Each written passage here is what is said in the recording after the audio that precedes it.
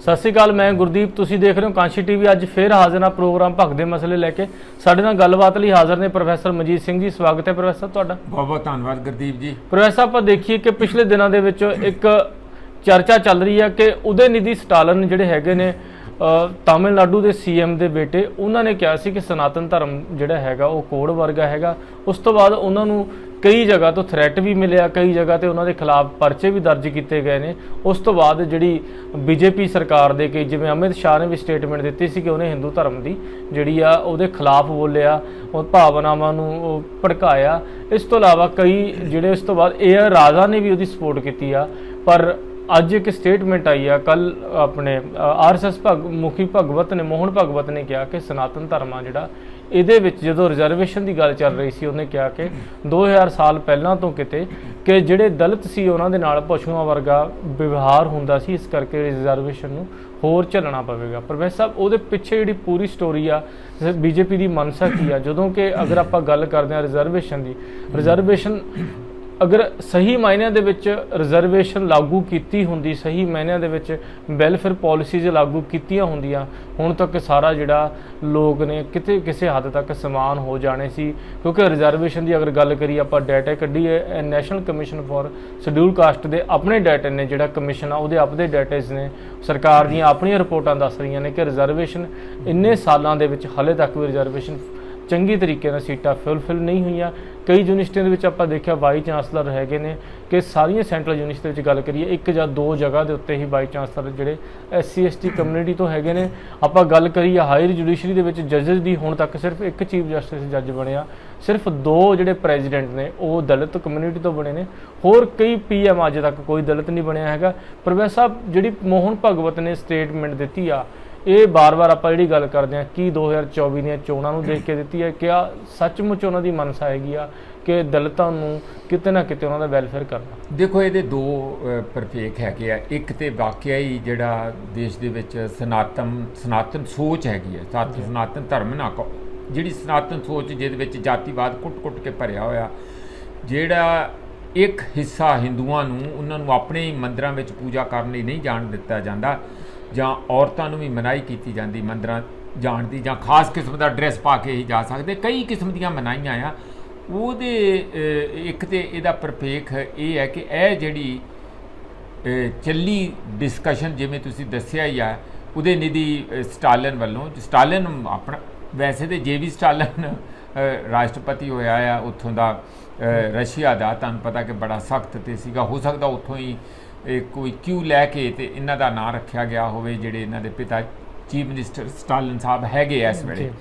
ਪਰ MK Stalin ਦਾ ਬੇਟੇ ਜਿਹੜਾ ਕੋਈ ਮਿਨਿਸਟਰ ਵੀ ਹੈਗੇ ਆ, ਉਹ ਯੂਥ ਡਿਵੈਲਪਮੈਂਟ ਤੇ ਸਪੋਰਟਸ ਦੇ ਮਿਨਿਸਟਰ ਹੈ। ਉਹਨਾਂ ਨੇ ਜਦੋਂ ਪਹਿਲੀ ਵਾਰੀ ਇਹ ਸਟੇਟਮੈਂਟ ਦਿੱਤੀ, ਉਹ ਕਹਿੰਦੇ ਸਾਡੇ ਲਈ ਤਾਂ ਨਵੀਂ ਨਹੀਂ, ਸਾਨੂੰ ਪਰਿਆਰ ਜਾਂ ਸਾਡੇ ਜਿਹੜੇ ਬਾਨੀ ਹੈਗੇ ਆ DMK ਦੇ, ਉਹਨਾਂ ਨੇ ਸਾਨੂੰ ਇਹ ਦੱਸਿਆ ਕਿ ਇਹ ਸਨਾਤਨੀ ਸੋਚ ਦੇ ਵਿੱਚ ਇਹ ਕੁੱਟ-ਕੁੱਟ ਕੇ ਜਾਤੀਵਾਦ ਦੀ ਜ਼ਹਿਰ ਭਰੀ ਹੋਈ ਆ, ਜਿਹੜਾ ਕਿ ਮਨੁੱਖ ਹੀ ਮਨੁੱਖ ਨੂੰ ਆਪਣਾ ਭਾਈਚਾਰਾ ਨਹੀਂ ਸਮਝਦੇ ਤੇ ਉਹਨਾਂ ਨੂੰ ਨੀਵਾਂ ਦਿਖਾਇਆ ਜਾਂਦਾ, ਉਹਨਾਂ 'ਤੇ ਅਤਿਆਚਾਰ ਕੀਤਾ ਜਾਂਦਾ। ਇਸ ਲਈ ਇਸ ਨੂੰ ਇੱਕ ਇਹੋ ਜਿਹਾ ਸਮਾਜਿਕ ਕੋੜ ਆ। ਆਪਾਂ ਵੀ ਕਿੰਨੀ ਵਾਰੀ ਗੁਰਦੀਪ ਇਹ ਗੱਲ ਕਰਦੇ ਹਾਂ ਕਿ ਇਹ ਤਾਂ ਕੋੜ ਆ, ਇਹ ਤਾਂ ਕੈਂਸਰ ਵਾਂਗੂ ਫੈਲਿਆ ਹੋਇਆ, ਜਿਸ ਨੂੰ ਜੇ ਠੀਕ ਨਾ ਕੀਤਾ ਗਿਆ ਤਾਂ ਅਸੀਂ ਕਦੀ ਵੀ ਜਿਹੜੀ ਡੈਮੋਕ੍ਰੇਸੀ ਦੀ ਗੱਲ ਕਰਦੇ ਹਾਂ ਜਾਂ ਸੰਵਿਧਾਨ ਦੀ ਸਪਿਰਿਟ ਨੂੰ ਲਾਗੂ ਕਰਨ ਦੀ ਗੱਲ ਕਰਦੇ ਹਾਂ, ਬਾਬਾ ਸਾਹਿਬ ਭੀਮ ਰਾਓ ਅੰਬੇਦਕਰ ਸਾਹਿਬ ਨੇ ਜਿਹੜੀ ਇਹ ਸਾਨੂੰ ਇੱਕ ਐਡਾ ਸੋਹਣਾ ਸੋਸ਼ਲ ਡਾਕੂਮੈਂਟ ਦਿੱਤਾ ਆ, ਉਸ ਨੂੰ ਅਸੀਂ ਧਰਾਤਲ 'ਤੇ ਕਿਵੇਂ ਉਤਾਰਨਾ, ਉਹ ਗੱਲਾਂ ਸਾਰੀਆਂ ਧਰੀਆਂ ਦੀਆਂ ਧਰਾਈਆਂ ਰਹਿ ਜਾਣਗੀਆਂ। ਇਸ ਲਈ ਇਹ ਜ਼ਰੂਰੀ ਹੈ ਕਿ ਉਸ ਗੱਲ ਨੂੰ ਜਿਹੜੀ ਕਹਿ ਰਹੇ ਆ ਕਿ ਆਪਾਂ ਰਾਜਨੀਤਿਕ ਰੰਗਤ ਦੇਣ ਦੀ ਜਗ੍ਹਾ ਅਸੀਂ ਲੋਕਾਂ ਦੀਆਂ ਧਾਰਮਿਕ ਭਾਵਨਾਵਾਂ ਨੂੰ ਹੋਰ ਉਚੇੜਨ ਦੀ ਜਗ੍ਹਾ ਚਾਹੀਦਾ ਤੇ ਇਹ ਸੀਗਾ ਕਿ ਉਸ ਗੱਲ 'ਤੇ ਚਿੰਤਨ ਮੰਥਨ ਕੀਤਾ ਜਾਂਦਾ। ਜਿਹੜੇ DMK ਦੇ ਲੀਡਰ ਪਹਿਲਾਂ ਉਦੈਨਿਧੀ ਸਟਾਲਨ ਨੇ ਕੀਤਾ, ਉਦੋਂ ਬਾਅਦ ਇਹ ਰਾਜਾ ਨੇ ਵੀ ਕਿਹਾ ਕਿ ਇਹ ਵਾਕਿਆ ਹੀ ਇੱਕ ਉਹੋ ਜਿਹੀ ਬਿਮਾਰੀ ਹੈ ਜਿਹਨੂੰ ਸਮਾਜ ਦੇ ਵਿੱਚੋਂ ਪੁੱਟ ਕੇ ਸੁੱਟਣ ਦੀ ਲੋੜ ਆ। ਕੀਤਾ ਕੀ ਹੈ, ਇਹਦੇ ਤੋਂ ਸਿੱਖਿਆ ਲੈਣ ਦੀ ਜਗ੍ਹਾ, ਇਹਦੇ 'ਚ ਆਪਾ ਪੜਚੋਲ ਕਰਨ ਦੀ ਜਗ੍ਹਾ, ਆਪਣੀ ਬੁੱਕਲ 'ਚ ਝਾਤੀ ਮਾਰਨ ਦੀ ਜਗ੍ਹਾ, ਪ੍ਰਧਾਨ ਮੰਤਰੀ ਕੈਬਨਿਟ ਦੀ ਮੀਟਿੰਗ ਵਿੱਚ ਕਹਿੰਦੇ ਆ ਕਿ ਤਕੜੇ ਹੋ ਜੋ, ਪੈ ਜਾਓ, ਇਹ ਤੇ ਸਾਡੇ ਤੇ ਹਮਲਾ ਆ। ਕੋਈ ਮਿਨਿਸਟਰ ਕਹਿ ਰਿਹਾ ਸਰਕਾਰ ਦਾ ਕਿ ਇਹ ਹਿੰਦੂ ਫੋਬੀਆ ਹੈਗਾ, ਕੋਈ ਕੁਛ ਔਰ ਕਹਿ ਰਹੇ ਆ ਕਿ ਇਹ ਸਾਡੇ ਧਰਮ ਦੇ ਉੱਤੇ ਹਮਲਾ, ਇਹ ਇੱਥੋਂ ਧਰਮ ਨੂੰ ਜੀਨੋਸਾਈਡ ਕਰਨਾ ਚਾਹੁੰਦੇ ਆ, ਖਤਮ ਕਰ ਦੇਣਾ ਚਾਹੁੰਦੇ ਆ, ਸਾਨੂੰ ਆਪਣੇ ਘਰ ਦੇ ਵਿੱਚ ਹੀ ਮਾਰ ਦੇਣਾ ਚਾਹੁੰਦੇ ਆ। ਕੁਛ ਉਹਨਾਂ ਦੇ ਸਾਥੀ ਜਿਹੜੇ ਆ ਸੁਪਰੀਮ ਕੋਰਟ 'ਚ ਚਲੇ ਗਏ ਆ ਇਹ ਕਿ ਇਸ ਗੱਲ ਦਾ ਫੈਸਲਾ ਕੀਤਾ ਜਾਵੇ ਕਿ ਇਹ ਜੋ ਜਿਹੜੇ ਉਦੈਨਿਧੀ ਦੀ ਹੈਗੀ ਸਟੇਟਮੈਂਟ ਜਾਂ DMK ਦੇ ਲੀਡਰਾਂ ਦੀ ਸਟੇਟਮੈਂਟ ਆ, ਇਹ ਕੀ ਇਤਰਾਜ਼ਯੋਗ ਹੈ ਕਿ ਨਹੀਂ ਹੈ ਸੰਵਿਧਾਨ ਦੇ ਮੁਤਾਬਕ। ਉੱਥੇ ਫੈਸਲਾ ਲੈਣ ਲਈ ਉੱਥੇ ਚਲੇ ਗਏ ਔਰ ਇਹਨਾਂ ਦੇ ਉੱਤੇ FIR ਦਰਜ ਕਰਵਾਉਣ ਲਈ ਜ਼ੋਰ ਪਾਇਆ ਜਾਂਦਾ। ਇਹ ਗੱਲ ਇੱਕ ਆਪਣੇ ਆਪ 'ਚ ਇੱਕ ਅਲੱਗ ਹੋਰ ਹੀ ਰੰਗ ਜਿਹੜੀ ਕਿ 2024 ਦੀਆਂ ਚੋਣਾਂ ਨੂੰ ਮੱਦੇਨਜ਼ਰ ਰੱਖ ਕੇ ਹਿੰਦੂਤਵਾ ਦਾ ਪ੍ਰਚਾਰ ਕਰਨ ਲਈ ਜਾਂ ਹਿੰਦੂ ਮੈਜੋਰਿਟੀ ਨੂੰ ਇਕੱਠੇ ਕਰਨ ਲਈ, ਇੱਕ ਜਗ੍ਹਾ ਪੋਲਰਾਈਜ਼ ਕਰਨ ਲਈ ਉਸ ਸਟੇਟਮੈਂਟ ਨੂੰ ਵਰਤਿਆ ਜਾਂਦਾ। ਚੰਗੀ ਗੱਲ ਇਹ ਹੈ ਕਿ ਕਿਤੇ ਸ਼ੁਕਰ ਕਰੋ MK ਸਟਾਲਿਨ, DMK ਜਾਂ ਉਹਨਾਂ ਦੇ ਜਿਹੜੇ ਬੇਟੇ ਹੈਗੇ ਆ ਉਦੈਨਿਧੀ ਸਟਾਲਿਨ, ਉਹ ਕਿਤੇ ਮੁਸਲਮਾਨ ਨਹੀਂ ਜਾਂ ਕੋਈ ਉਹ ਹੋਰ ਕੋਈ ਘੱਟ ਗਿਣਤੀ ਦੇ ਨਹੀਂ, ਬੁੱਧਿਸਟ ਨਹੀਂ, ਉਹ ਖੁਦ ਹਿੰਦੂ ਹੈਗੇ, ਬਾਈ ਬਰਥ ਹਿੰਦੂ ਹੈਗੇ ਆ, ਉਹਨਾਂ ਦੇ ਸੰਸਕਾਰ ਆ, ਪਰ ਉਹ ਉਸ ਹਿੰਦੂਇਜ਼ਮ ਦੇ ਬਿਲਕੁਲ ਹੀ ਅਨੁਯਾਈ ਨਹੀਂ ਜਿਹਦੇ ਤਹਿਤ ਆਪਣੇ ਹੀ ਬੰਦਿਆਂ ਨੂੰ, ਖਾਸ ਕਰਕੇ ਦਲਿਤ ਸਮੁਦਾਇ ਨੂੰ ਜਾਂ ਔਰਤਾਂ ਨੂੰ ਅਲੱਗ ਢੰਗ ਨਾਲ ਦੇਖਿਆ ਜਾਂਦਾ, ਨਪੀੜਿਆ ਜਾਂਦਾ, ਅਪਰੈਸ ਕੀਤਾ ਜਾਂਦਾ ਔਰ ਉਹਨਾਂ ਨੂੰ ਬਰਾਬਰ ਦਾ ਦਰਜਾ ਔਰ ਉਹਨਾਂ ਨੂੰ ਅਦਬ ਦਾ ਦਰਜਾ ਸਮਾਜ ਦੇ ਵਿੱਚ ਨਹੀਂ ਦਿੱਤਾ ਜਾਂਦਾ। ਇੱਥੋਂ ਤੱਕ ਕਿ ਪੂਜਾ ਕਰਨ ਲਈ ਵੀ ਮੰਦਰਾਂ ਦੇ ਅੰਦਰ ਉਸ ਤਰੀਕੇ ਨਾਲ ਨਹੀਂ ਜਾਣ ਦਿੱਤਾ ਜਾਂਦਾ। ਇਸ ਕਰਕੇ ਇਹ ਤੇ ਇੱਕ ਵਾਕਿਆ ਹੀ ਬਹੁਤ ਵੱਡਾ ਸਾਨੂੰ ਸਮਾਜਿਕ ਇਨਕਲਾਬ ਕਰਨ ਦੀ ਲੋੜ ਹੈ, ਸੱਭਿਆਚਾਰ ਇਨਕਲਾਬ ਕਰਨ ਦੀ ਲੋੜ ਹੈ। ਡਾਕਟਰ ਸਾਹਿਬ, ਬਾਬਾ ਸਾਹਿਬ ਭੀਮਰਾਵ ਅੰਬੇਦਕਰ ਸਾਹਿਬ ਇਸ ਗੱਲ ਜਾਣਦੇ ਸੀ ਕਿ ਇਹਦੀ ਜੜ ਕਿੱਥੇ ਹੈ। ਇਸੇ ਕਰਕੇ ਤਾਂ ਉਹਨਾਂ ਨੇ ਹਿੰਦੂਇਜ਼ਮ ਨੂੰ ਛੱਡਿਆ ਸੀ। ਉਹ ਕੀ ਕਹਿੰਦੇ ਸੀਗੇ ਕਿ I am born as a Hindu but I don't want to die as a Hindu. ਉਹਨਾਂ ਨੇ ਸਿੱਖੀਜ਼ਮ ਦੇ ਵਿੱਚ ਵੀ ਆਉਣ ਦੀ ਕੋਸ਼ਿਸ਼ ਕੀਤੀ, ਨਹੀਂ ਗੱਲ ਬਣੀ ਜਾਂ ਜੋ ਵੀ ਆ। ਕਈਆਂ ਨੂੰ ਇਹ ਸ਼ਾਇਦ ਇੱਥੇ ਖਤਰਾ ਪੈਦਾ ਹੋ ਗਿਆ ਕਿ ਜੇ ਦੇਸ਼ ਪੂਰੇ ਦੇ ਦਲਿਤ ਮੈਜੋਰਿਟੀ 'ਚ ਸਿੱਖੀਜ਼ਮ ਦੇ ਵਿੱਚ ਆ ਗਏ ਤਾਂ ਫਿਰ ਸ਼ਾਇਦ ਹੋ ਸਕਦਾ ਕਿ ਜਿਹੜੇ ਇੱਥੇ ਦੇ ਕੁਝ ਸਵਰਨ ਜਾਤੀਆਂ ਦੇ ਸਿੱਖ ਹੈਗੇ ਉਹ ਮਿਨੋਰਿਟੀ 'ਚ ਨਾ ਰਹਿ ਜਾਣ। ਕੋਈ ਇਸ ਕਿਸਮ ਦੀ ਮਨ ਵਿੱਚ ਸ਼ਾਇਦ ਸੋਚ ਆਈ ਹੋਵੇ। ਮੈਂ ਕੋਈ ਹਿਸਟਰੀ ਦਾ ਉਹਨਾਂ ਕੀਨ ਸਟੂਡੈਂਟ ਨਹੀਂ ਹੈ, ਪਰ ਮੈਨੂੰ ਇੰਨਾ ਪਤਾ ਕਿ ਇਹ ਉਪਰਾਲਾ ਹੋਇਆ ਸੀ ਜਿਹੜਾ ਕਿ ਫੇਲ ਹੋ ਗਿਆ। ਉਦੋਂ ਬਾਅਦ ਉਹਨਾਂ ਨੇ ਬੁੱਧਿਜ਼ਮ ਜੁਆਇਨ ਕੀਤਾ ਆ। ਉਹ ਕਿਉਂ ਜੁਆਇਨ ਕੀਤਾ? ਇਸੇ ਕਰਕੇ ਹੀ ਨਾ, ਕਿਉਂਕਿ ਇੱਥੇ ਜਿਹੜਾ ਹਿੰਦੂਇਜ਼ਮ ਦੇ ਵਿੱਚ ਉਹਨਾਂ ਨੂੰ ਉਹ ਇੱਜ਼ਤ ਦਾ, ਅਦਬ ਦਾ ਸਥਾਨ ਨਹੀਂ ਮਿਲਿਆ ਜੋ ਕਿ ਉਹਨਾਂ ਦਾ ਸਥਾਨ ਬਣਦਾ ਸੀ। ਪੜ੍ਹੇ ਲਿਖੇ ਸੀ, ਬੈਰਿਸਟਰ ਸੀ, ਸਾਰਾ ਕੁਝ ਸੀ। ਦੂਜੇ ਪਾਸੇ ਜਦੋਂ ਇਹ ਸਾਰੀ ਗੱਲ ਨੂੰ ਭਾਂਪ ਲਿਆ, BJP ਜਿਹੜੀ ਐਜ਼ ਏ ਪਾਰਟੀ ਤੇ ਇਸ ਗੱਲ ਨੂੰ ਪ੍ਰਸਾਰ ਰਹੀ ਹੈ ਕਿ ਦੇਖੋ ਜੀ ਹਿੰਦੂਇਜ਼ਮ ਤੇ ਹਮਲਾ, ਤੇ ਜਿਹੜੇ RSS ਦੇ ਹੈੱਡ ਹੈਗੇ ਆ ਨਾਗਪੁਰ ਤੋਂ ਮੋਹਨ ਭਗਵਤ ਜੀ, ਉਹ ਕਹਿ ਰਹੇ ਆ ਕਿ ਨਹੀਂ ਇਹ ਤਾਂ ਵਾਕਿਆ ਹੀ ਪ੍ਰੋਬਲਮ ਹੈਗੀ ਆ। ਮੋਹਨ ਭਗਵਤ ਜੀ ਨੇ ਇਹ ਪਤਾ ਉਹਨਾਂ ਨੂੰ ਲੱਗ ਗਿਆ ਕਿ 2015 ਦੇ ਵਿੱਚ ਕੋਈ ਇਹੋ ਜਿਹੀ ਸੁਰ ਉਹਨਾਂ ਨੇ ਕੱਢੀ ਸੀਗੀ ਕਿ ਦੇਖੋ ਜੀ ਰਿਜ਼ਰਵੇਸ਼ਨ ਬਹੁਤ ਹੋ ਗਈ, ਹੁਣ ਤੇ ਇਹਦੇ ਬਾਰੇ ਰਿਵਿਊ ਕਰਨਾ ਚਾਹੀਦਾ। ਜਦੋਂ ਇਹ ਗੱਲ ਹੋਈ ਤੇ ਉਦੋਂ ਬਾਅਦ ਹਿਮਾਚਲ ਦੀ ਬਿਹਾਰ ਦੀ ਚੋਣ ਸੀਗੀ, ਸਟੇਟ ਦੀ ਚੋਣ ਹਾਰ ਗਏ ਜੀ। ਉਹਨਾਂ ਨੂੰ ਇਹ ਪਤਾ ਲੱਗ ਗਿਆ ਕਿ 2024 ਦੀਆਂ ਚੋਣਾਂ ਔਰ ਉਹਦੇ 'ਚ BJP ਦਾ ਜਿੱਤਣਾ, NDA ਦਾ ਜਿੱਤਣਾ ਬਹੁਤ ਜ਼ਰੂਰੀ ਹੈ। ਇਸ ਕਰਕੇ ਕੋਈ ਇਹੋ ਜਿਹੀ ਗੱਲ ਨਾ ਕੀਤੀ ਜਾਵੇ ਜਿਹੜੇ ਸਵਰਨ ਜਾਤੀਆਂ ਨੂੰ ਖੁਸ਼ ਕਰਨ ਵਾਲੀ ਹੋਵੇ ਤੇ ਤੁਸੀਂ ਇੱਕ ਬਹੁਤ ਵੱਡੇ ਸਮੁਦਾਇ ਨੂੰ ਉਸ ਦੀ ਕੁਰਬਾਨੀ ਦੇ ਦਿਓ। ਇਸ ਲਈ ਉਹਨਾਂ ਨੇ ਜਿਸ ਸੱਚੀ ਮੁੱਚੀ ਇਹ ਦਿਲੋਂ ਗੱਲ ਕਹੀ ਹੈ, ਉਹਨਾਂ ਨੇ ਗੱਲ ਕਹੀ, ਵੈਸੇ ਤੇ ਬੜੀਆਂ ਗੱਲਾਂ ਕਹੀਆਂ। ਉਹਨਾਂ ਨੇ ਕਿਹਾ ਕਿ ਦੇਖੋ ਜੀ ਇਹ ਸਿਰਫ ਆਮਦਨ ਦਾ ਮਾਮਲਾ ਨਹੀਂ ਹੈ, ਇਹ ਸਿਰਫ ਰਾਜਨੀਤੀ 'ਚ ਸ਼ਾਮਲ ਹੋਣ ਦਾ ਮਾਮਲਾ ਨਹੀਂ ਹੈ, ਅਸਲ ਮਾਨਿਆਂ ਦੇ ਵਿੱਚ ਤੇ ਉਹਨਾਂ ਦੇ ਸਮਾਜਿਕ ਰੁਤਬੇ ਦਾ ਮਾਮਲਾ ਆ। ਇਸੇ ਕਰਕੇ ਰਿਜ਼ਰਵੇਸ਼ਨ ਦਾ ਅਸਲੀ ਅਰਥ ਉਹਨਾਂ ਨੂੰ ਸੋਸ਼ਲ ਸਟੇਟਸ ਦੇਣ ਦਾ ਮਾਮਲਾ, ਜਿਹੜਾ ਕਿ ਅਜੇ ਉਹਨਾਂ ਨੂੰ ਨਹੀਂ ਮਿਲਦਾ। ਸਮਾਜ ਦੇ ਅੰਦਰ ਉਹਨਾਂ ਨੂੰ ਅਦਬ ਦਾ, ਸਵੈ ਅਭਿਮਾਨ ਦਾ ਜੀਵਨ ਜੀਣ ਲਈ ਮੌਕੇ ਨਹੀਂ ਮਿਲਦੇ। ਇਸ ਲਈ ਰਿਜ਼ਰਵੇਸ਼ਨ ਇਸ ਕਰਕੇ, ਔਰ ਉਹਨਾਂ ਨੇ ਜਿਸ ਢੰਗ ਨਾਲ, ਜਿਸ ਭਾਸ਼ਾ 'ਚ ਕਿਹਾ, ਉਹ ਬੜੀ ਜ਼ਬਰਦਸਤ ਭਾਸ਼ਾ। ਉਹਦੇ ਇੰਝ ਲੱਗਦੀ ਹੈ ਕਿ ਕੋਈ ਸ਼ਾਇਦ ਵਾਕਿਆ ਹੀ DMK ਦਾ ਲੀਡਰ ਬੋਲ ਰਿਹਾ ਹੋਵੇ, ਨਾ ਕਿ ਕੋਈ RSS ਦਾ ਨਾਗਪੁਰ ਤੋਂ ਹੈੱਡ ਬੋਲ ਰਿਹਾ। ਬੋਲੇ ਵੀ ਕਿੱਥੇ, ਜਿੱਥੇ ਨੌਜਵਾਨਾਂ ਦੇ ਹੌਸਟਲ ਦੇ ਵਿੱਚ ਕੋਈ ਭਾਸ਼ਣ ਦੇ ਰਹੇ ਸੀ ਤੇ ਕਿਸੇ ਬੱਚੇ ਨੇ ਰਿਜ਼ਰਵੇਸ਼ਨ ਦੇ ਬਾਰੇ ਜਦੋਂ ਸਵਾਲ ਕੀਤਾ ਵੀ ਇਹ ਕਦੋਂ ਖਤਮ ਹੋਊਗੀ, ਤਾਂ ਉਹਨਾਂ ਨੇ ਉਸ ਦੇ ਜਵਾਬ ਵਿੱਚ ਇਹ ਗੱਲ ਗੁਰਦੀਪ ਕਹੀ ਹੈ ਜੀ।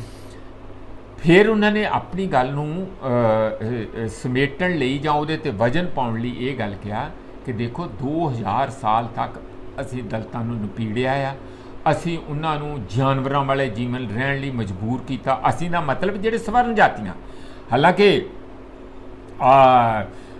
ਮਲਕਾ ਅਰਜਨ ਖੜਗੇ ਨੇ ਕਿਹਾ ਕਿ ਉਹਨਾਂ ਨੂੰ ਪੁੱਛੋ ਕਿ ਅਸੀਂ ਕਿਹਨੂੰ ਕਹਿੰਦੇ ਆ, ਕਿਉਂਕਿ ਉਹਨਾਂ ਨੇ ਕਲੀਅਰਲੀ ਅਸੀਂ ਨਹੀਂ ਕਿਹਾ।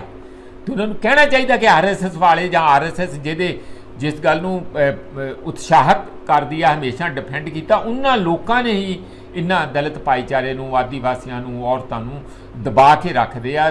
ਸਮਾਜਿਕ ਸਤਿਕਾਰ, ਬਰਾਬਰ ਦਾ ਅਦਬ ਨਹੀਂ ਲੈਣ ਦਿੱਤਾ ਜਾਂਦਾ। ਪਰ ਮੈਂ ਤੇ ਬਹੁਤ ਵਾਰੀ ਗੱਲ ਕਹੀ ਹੈ ਐਜ਼ ਏ ਸੋਸ਼ੀਓਲੋਜਿਸਟ ਵੀ, ਗੁਰਦੀਪ ਤੁਸੀਂ ਵੀ ਦੇਖੋਗੇ ਕਿ ਕੋਈ ਦੁਨੀਆ ਦੇ ਵਿੱਚ ਧਰਮ ਨਹੀਂ ਹੈ ਜਿਹੜਾ ਆਪਣੇ ਫਾਲੋਅਰ ਨੂੰ, ਬਲੀਵਰ ਨੂੰ ਬਰਾਬਰ ਦਾ ਰੁਤਬਾ ਨਾ ਦਿੰਦਾ ਹੋਵੇ, ਜਾਂ ਉਹਨਾਂ ਨੂੰ ਨੇੜੇ ਨਾ ਲਿਆਉਂਦਾ ਹੋਵੇ, ਜਾਂ ਉਹਨਾਂ ਨੂੰ ਜੋੜਦਾ ਨਾ ਹੋਵੇ।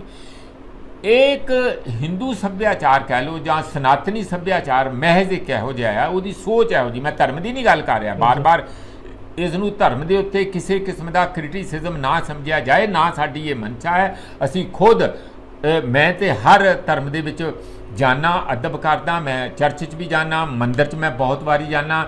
ਮੈਂ ਤੈਨੂੰ ਇੱਥੇ ਕਿ ਕਿਸੇ ਵੀ ਧਰਮ ਦੇ ਵਿਰੁੱਧ ਅਸੀਂ ਗੱਲ ਕਰ ਰਹੇ, ਅਸੀਂ ਇਹ ਗੱਲ ਕਰਦੇ ਜਿਹੜੀ ਸਮਾਜਿਕ ਅਨਿਆਂ ਦੀ ਗੱਲ ਕਰ ਰਹੇ, ਜਿਹੜੇ ਮੋਹਨ ਭਗਵਤ ਕਹਿ ਰਹੇ ਆ। ਔਰ ਉਹਨਾਂ ਨੇ ਖੁਦ ਕਿਹਾ ਕਿ ਦੇਖੋ ਅੱਜ ਵੀ ਪਾਲਕੀ ਤੇ ਬੈਠ ਕੇ, ਘੋੜੇ ਤੇ ਬੈਠ ਕੇ ਦਲਿਤ ਅੱਜ ਵੀ ਜੇ ਕਦੇ ਆਪਣਾ ਸ਼ਾਦੀ ਕਰਾਉਣ ਲਈ ਜਾਂਦਾ, ਉਹਨੂੰ ਮਨਾਹੀ ਹੈ। ਅੱਜ ਵੀ ਅਸੀਂ ਉਹਨਾਂ ਨਾਲ ਧੱਕਾ ਕਰ ਰਹੇ ਹਾਂ। ਇਹ ਕਦੋਂ ਰੁਕੂਗਾ? ਔਰ ਫਿਰ ਇਸ ਗੱਲ ਦੇ ਵਿੱਚੋਂ ਸਾਰੀ ਚੋਂ ਇਹ ਹੁਣ ਸਾਫ਼ ਜ਼ਾਹਰ ਹੁੰਦਾ ਇਹਦੇ ਦੋ ਅਰਥ ਆ। ਇੱਕ ਤੇ ਜੋ DMK ਦਾ ਹਮਲਾ ਕੀਤਾ ਸੀ ਉਸ ਦਾ ਜਵਾਬ ਦਿੱਤਾ, ਉਹਨੂੰ ਕੰਪਨਸੇਟ ਕੀਤਾ। ਦੂਸਰਾ ਉਸ ਅਸਲੀਅਤ ਨੂੰ ਮੰਨਿਆ। ਤੀਸਰਾ ਆਉਣ ਵਾਲੀਆਂ ਚੋਣਾਂ ਦੀ ਜਿਹੜੀ ਭੂਮਿਕਾ ਹੈਗੀ ਆ ਉਹ ਬੰਨੀ ਹੈ ਕਿ ਅਸੀਂ ਦਲਿਤਾਂ ਨੂੰ ਕਿਸੇ ਕਿਸਮ ਨੂੰ ਬਾਹਰੀ ਨਹੀਂ ਸਮਝਦੇ, ਅਸੀਂ ਦਲਿਤਾਂ ਨੂੰ ਆਪਣਾ ਹਿੱਸਾ ਸਮਝਦੇ ਹਾਂ। ਉਹ ਸਾਨੂੰ ਉਨੇ ਹੀ ਪਿਆਰੇ ਆ, ਸਾਡੀ ਮਜਬੂਰੀ ਆ, ਸਮਾਜ ਦਾ ਇਹ ਕੋਡ ਆ ਜੋ DMK ਕਹਿ ਰਹੇ ਆ।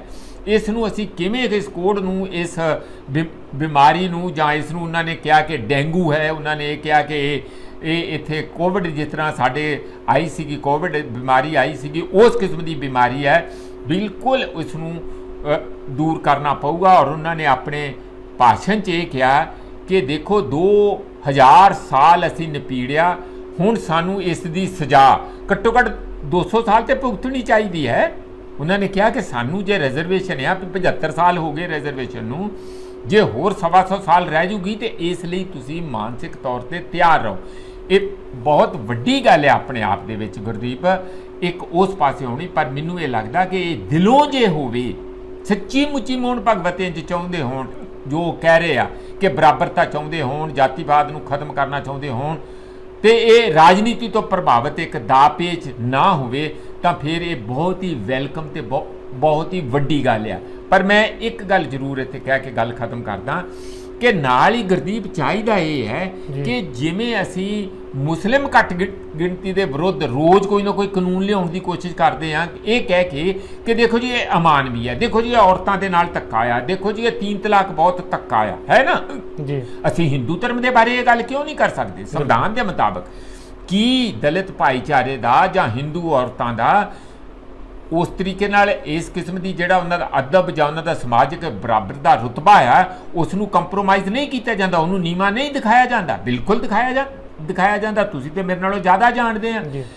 ਇਸ ਲਈ ਕਾਨੂੰਨ ਆਉਣਾ ਚਾਹੀਦਾ। ਔਰ ਮੋਹਨ ਭਗਵਤ ਜੀ ਨੂੰ ਇਹ ਮੰਗ ਕਰਨੀ ਚਾਹੀਦੀ ਹੈ ਕਿ ਪਾਰਲੀਮੈਂਟ 'ਚ ਇਹੋ ਜਿਹਾ ਕਾਨੂੰਨ ਲਿਆਂਦਾ ਜਾਏ ਜਿਹੜਾ ਸਨਾਤਨੀ ਸੋਚ ਦੇ ਅੰਦਰ, ਸਨਾਤਨੀ ਵਿਚਾਰਧਾਰਾ ਦੇ ਅੰਦਰ ਅਮਾਨਵੀ ਗੱਲਾਂ ਆ, ਜਿਹੜੀਆਂ ਅਨਿਆਂ ਦੀਆਂ ਗੱਲਾਂ ਆ, ਔਰਤਾਂ ਔਰ ਦਲਿਤਾਂ ਦੇ ਵਿਰੁੱਧ ਉਹਨਾਂ ਨੂੰ ਪੀੜਿਤ ਕਰਨ ਲਈ ਇੱਕ ਇਹੋ ਜਿਹੀਆਂ ਧਾਰਾਵਾਂ ਜਾਂ ਜਿਹਨੂੰ ਮਨੂਵਾਦੀ ਸੋਚ ਜਿਹੜੀ ਆ ਉਹ ਭਾਰੂ ਆ, ਉਹਦੇ ਵਿਰੁੱਧ ਕਾਨੂੰਨ ਲਿਆ ਕੇ ਸੰਵਿਧਾਨ ਦੇ ਵਿੱਚ ਜਿਹੜੇ ਸਾਰੇ ਮਨੁੱਖੀ ਫੰਡਾਮੈਂਟਲ ਰਾਈਟਸ ਆ, ਮੁੱਢਲੇ ਅਧਿਕਾਰ ਆ, ਉਹਨਾਂ ਨੂੰ ਸਾਹਮਣੇ ਲਿਆ ਕੇ ਤੇ ਇਹ ਜਿਹੜਾ ਇੱਕ ਕਾਨੂੰਨ ਬਣਨਾ ਚਾਹੀਦਾ। ਵੈਸੇ ਤੇ ਕਾਨੂੰਨ ਪਹਿਲਾਂ ਵੀ ਬਹੁਤ ਬਣੇ ਆ, SC ST ਪ੍ਰੋਟੈਕਸ਼ਨ ਐਕਟ, ਇਹ ਐਕਟ ਬਹੁਤ ਕੁਝ ਬਣਿਆ।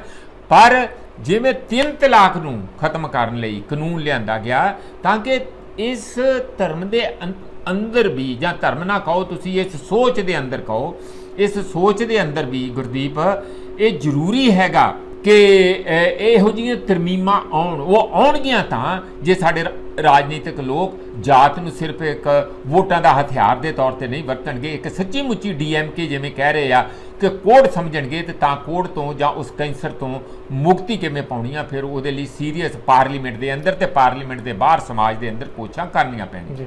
ਪ੍ਰੋਫੈਸਰ ਸਾਹਿਬ, ਇਸੇ ਭਾਸ਼ਣ ਦੇ ਵਿੱਚ ਮੋਹਨ ਭਗਵਤ ਨੇ ਇੱਕ ਗੱਲ ਹੋਰ ਵੀ ਕਹੀ ਆ ਜਿਹੜੀ ਅਖੰਡ ਭਾਰਤ ਵਾਲੀ ਕਹੀ ਆ, ਉਹਨਾਂ ਨੇ ਕਿਹਾ ਕਿ ਉਹ ਜਿਹੜੇ ਜਦੋਂ ਦੇਸ਼ 1947 ਚ ਜਿਹੜਾ ਵੰਡਿਆ ਗਿਆ ਸੀ, ਅਸੀਂ ਉਹ ਵੀ ਕੋਸ਼ਿਸ਼ ਕਰਾਂਗੇ ਇਕੱਠਾ ਕਰਨ ਦੀ। ਇਹਦੇ ਕਿੱਥੋਂ ਕੁ ਤੱਕ ਇਹਦੇ ਜਿਹੜੇ ਕੀ ਮਾਇਨੇ ਨੇ? ਇਹ ਦੇਖੋ, ਚੀਨ ਬਾਰੇ ਅਸੀਂ ਕਹਿੰਦੇ ਹਾਂ ਕਿ ਉਹ ਐਕਸਪੈਂਸ਼ਨਿਸਟ ਆ, ਉਹ ਬਾਹਰਲੇ ਦੇਸ਼ਾਂ ਦੇ ਉੱਤੇ ਆਪਣਾ ਗਲਬਾ ਜਮਾਉਣਾ ਚਾਹੁੰਦਾ, ਉਹ ਸਾਡੇ ਦੇਸ਼ ਦੀ ਇਨਕਰੋਚਮੈਂਟ ਕਰਨਾ ਚਾਹੁੰਦਾ, ਅਰੁਣਾਚਲ ਨੂੰ ਆਪਣੇ ਕਬਜ਼ੇ 'ਚ ਲੈਣਾ ਚਾਹੁੰਦਾ, ਜਾਂ ਸ਼ੀਆਚਿਨ ਦਾ ਏਰੀਆ ਵੀ ਉਹਦੇ ਕਬਜ਼ੇ 'ਚ ਹੈ ਹੀ ਆ, ਜਦੋਂ ਦਾ ਹੈ ਆ, ਲਦਾਖ ਦਾ ਹਿੱਸਾ ਜਿਹੜਾ। ਜਦੋਂ ਅਸੀਂ ਦੂਜਿਆਂ ਨੂੰ ਨਿੰਦਦੇ ਹਾਂ ਕਿ ਇਹ ਐਕਸਪੈਂਸ਼ਨਿਸਟ ਪਾਲਿਸੀਆਂ, ਇਹ ਜਿਹੜਾ ਬਾਹਰ ਨੂੰ ਫੈਲ ਕੇ ਦੂਜਿਆਂ ਨੂੰ ਆਪਣੇ ਤੇ ਕਬਜ਼ੇ ਜਮਾਉਣ ਦੀਆਂ ਆ, ਜਾਂ ਤਾਇਵਾਨ ਬਾਰੇ ਜਾਂ ਹੋਰਨਾਂ ਚੀਨ ਬਾਰੇ ਆਪਾਂ ਕ੍ਰਿਟਿਸਿਜ਼ਮ ਕਰਦੇ ਹਾਂ, ਤਾਂ ਫਿਰ ਆਪਾਂ ਨੂੰ ਉਸ ਗੱਲ ਦੇ ਵਿੱਚ ਨਹੀਂ ਪੈਣਾ ਚਾਹੀਦਾ ਗੁਰਦੀਪ। ਇਹ ਤੇ ਦੇਖੋ, ਕਾਰਨ ਕੁਛ ਵੀ ਹੋ, ਭਾਰਤ ਨੇ ਇਸ ਗੱਲ ਲਈ ਐਗਰੀ ਕੀਤਾ ਕਿ ਹਾਂ ਉਹ ਦੇਸ਼ ਅਲੱਗ ਬਣ ਜਾਣੇ ਚਾਹੀਦੇ ਆ, ਤਾਂ ਹੀ ਤੇ ਬਣੇ। ਜਦੋਂ ਇੱਕ ਸਾਡੀ ਉਦੋਂ ਦੀ ਮੌਜੂਦਾ ਸਰਕਾਰ ਨੇ ਇਸ ਗੱਲ ਨੂੰ ਮੰਨ ਲਿਆ ਕਿ ਪਾਕਿਸਤਾਨ ਬਣ ਜਾਣਾ ਚਾਹੀਦਾ, ਭਾਵੇਂ ਉਹ 2 ਹਿੱਸਿਆਂ 'ਚ ਹੀ ਬਣਿਆ, ਹੁਣ 2 ਦੇ ਹਿੱਸੇ, ਉਹ 2 ਦੇਸ਼ ਵੀ ਬਣ ਗਏ ਆ।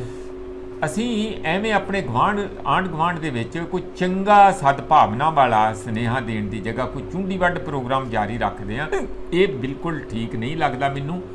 ਹਾਂ, ਤੁਸੀਂ ਜਿਹੜਾ ਕਰਨ ਵਾਲਾ ਕੰਮ ਕਰੋ, ਇਹ ਕੰਮ ਕਰੋ ਕਿ ਜਿਹੜੇ ਬਾਰਡਰ ਆ ਉਹ ਖੋਲ੍ਹ ਦਿਓ। ਜਿਵੇਂ ਨੇਪਾਲ ਨਾਲ ਸਾਡਾ ਕੋਈ ਬਾਰਡਰ ਨਹੀਂ ਹੈ, ਕੋਈ ਸੀਲਡ ਬਾਰਡਰ ਨਹੀਂ ਹੈ, ਕੋਈ ਉੱਥੇ ਕੰਡਿਆਂ ਵਾਲੀ ਤਾਰ ਨਹੀਂ ਲੱਗੀ, ਓਪਨ ਹੈ।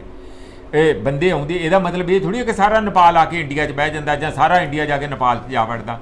ਕੋਈ ਤੁਹਾਨੂੰ ਪਾਸਪੋਰਟ ਦੀ ਲੋੜ ਨਹੀਂ ਹੈ ਨੇਪਾਲ 'ਚ ਜਾਣ ਲਈ, ਆਧਾਰ ਕਾਰਡ ਦੀ ਵੀ ਲੋੜ ਨਹੀਂ ਹੈਗੀ। ਵੈਸੇ ਹੋਵੇ ਤਾਂ ਚੰਗਾ, ਕਿਤੇ ਤੁਸੀਂ ਆਪਣੀ ਆਇਡੈਂਟੀਟੀ ਦੇ ਤੌਰ ਤੇ ਦੱਸ ਸਕਦੇ ਹੋ, ਠੀਕ ਹੈ।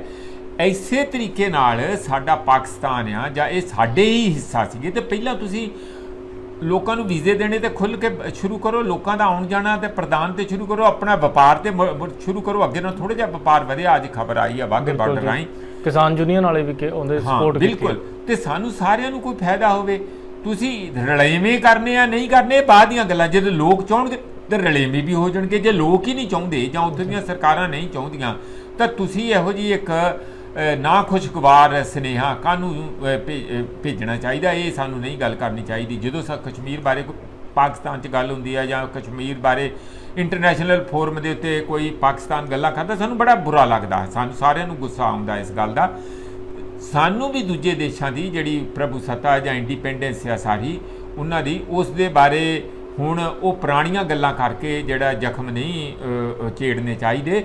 ਸਗੋਂ ਇਹੋ ਜਿਹਾ ਮਾਹੌਲ ਪੈਦਾ ਕਰਨਾ ਚਾਹੀਦਾ ਕਿ ਅਸੀਂ ਇੱਕ ਦੂਜੇ ਦੇ ਦੋਸਤਾਨਾ ਮਾਹੌਲ ਬਣੇ, ਔਰ ਲੋਕਾਂ ਦਾ ਆਉਣਾ ਜਾਣਾ ਖੁੱਲ੍ਹੇ।